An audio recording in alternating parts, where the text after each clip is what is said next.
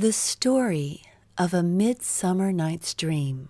This story starts in the courtroom of Duke Theseus in Athens.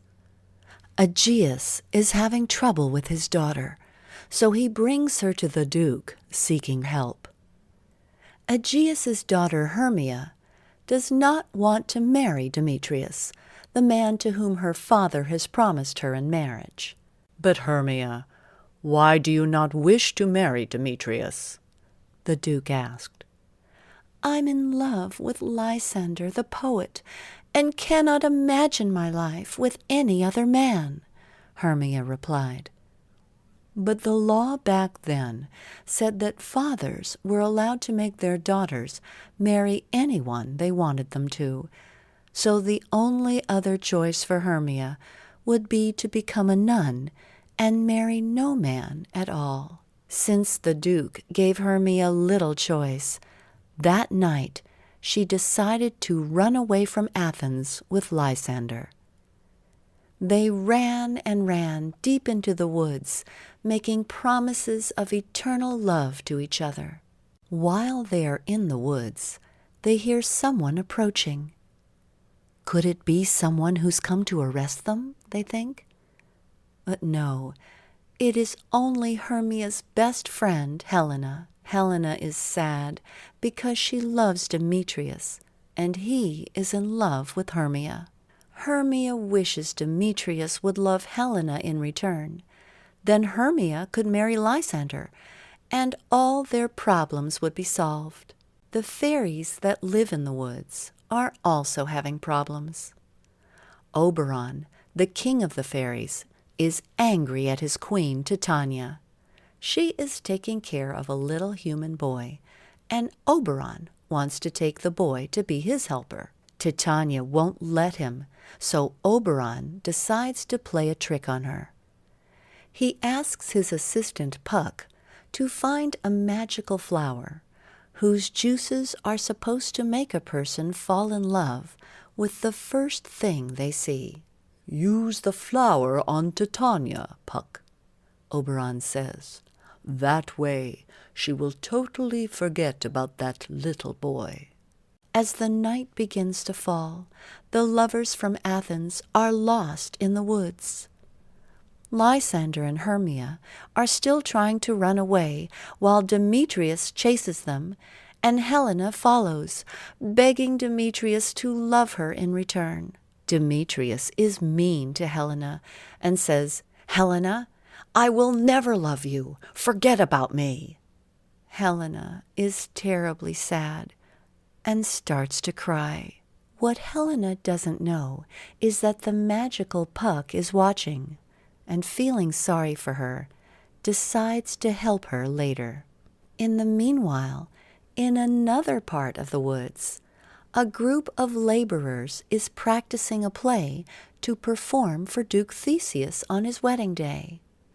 A man by the name of Nick Bottom is by far the loudest and funniest of them all. He is also a bit of a show-off and wants to play all the parts. Puck watches Nick Bottom and thinks it would be funny to make Queen Titania fall in love with him.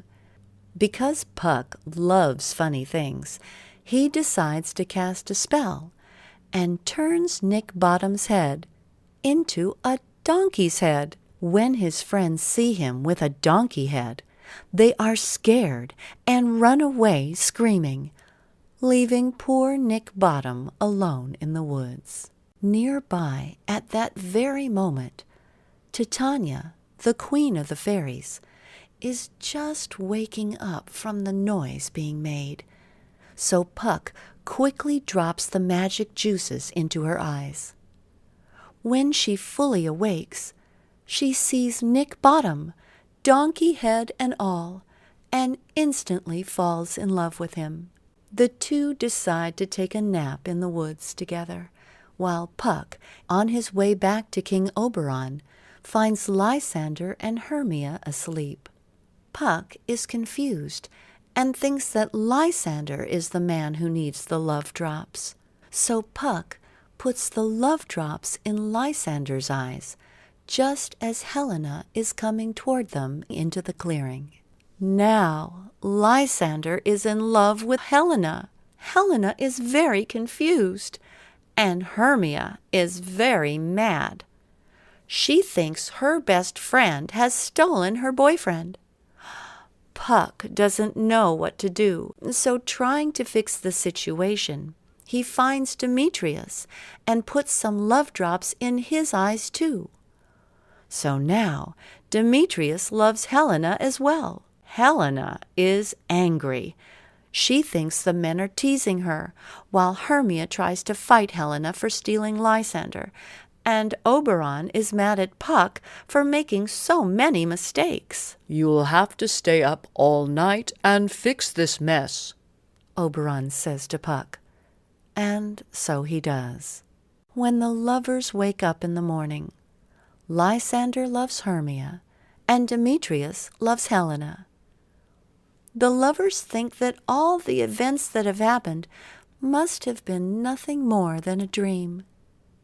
Everyone is happy, and they go back to Athens to tell Aegeus and Duke Theseus.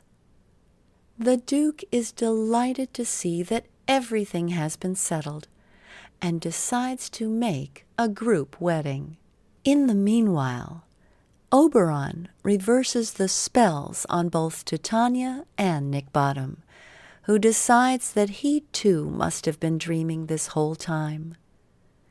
No longer wearing a donkey's head, Nick Bottom heads back to Athens to perform the play with his friends for the group wedding. Once there, and given the lack of preparation, the play is so terribly performed that the audience thinks it's meant to be a comedy, and they laugh and clap all night long. The end.